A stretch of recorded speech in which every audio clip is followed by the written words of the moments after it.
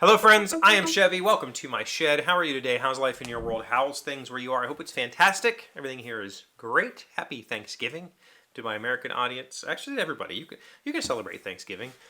I was curious to know what Thanksgiving means to you because I watch, occasionally I watch a gentleman on YouTube. I forget his name, but he does a video series where he talks about he's like British, but he lives in the US now, and he talks about the differences. And one of the things he talked about was he did not know what Thanksgiving was when he was younger. And his introduction was the movie Planes, Trains, and Automobiles.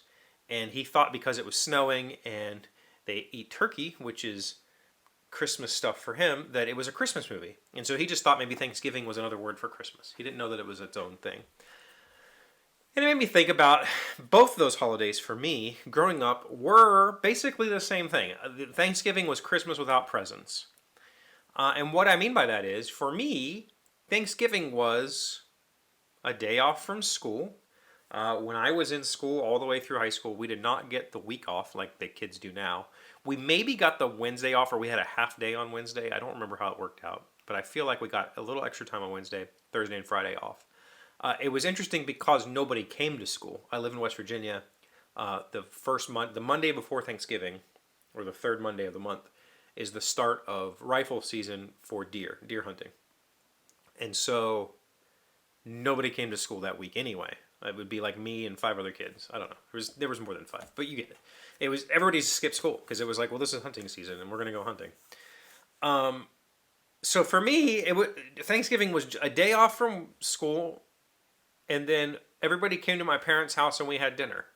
And that's the same thing that Christmas was for me. We'd wake up, open presents, and then everybody would come to my parents' house for dinner. My mom's was always the host. We didn't go until maybe the later years. Maybe when I was in high school or whatever, my aunt would sometimes do Thanksgiving. I think that's true. And then my sister, when she kind of became, quote, grown up, she would start hosting these things. But when I was younger, Thanksgiving meant that the whole family was coming to my parents' house and we were having dinner. We were always just the center. And that was it. I would wake up, I would have a little something for lunch, and then I'd have a big dinner, and then that would be it. And what it really meant was I'd have turkey and mayonnaise sandwiches for the next, 3 days. Which, don't get me wrong, I love that. I always loved that. But it wasn't really, there wasn't an event to it. Now, my wife's family, Thanksgiving, actually all of the holidays are kind of a cluster because grandparents are divorced. And remarried, which means that there's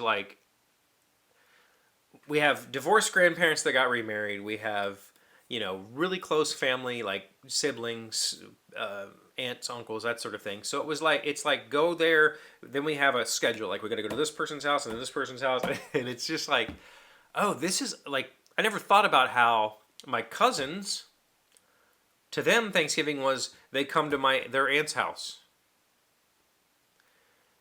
So for them, it was a day of travel or whatever. They had to go to their grandmother's house and then their aunt, it was traveling for them. Whereas for me, it's always just been I stay at home like normal, and people come to me. And so going with my wife to her family's stuff, it is different. It's like, oh, there's a place. Oh, we got to go all over the place, which is.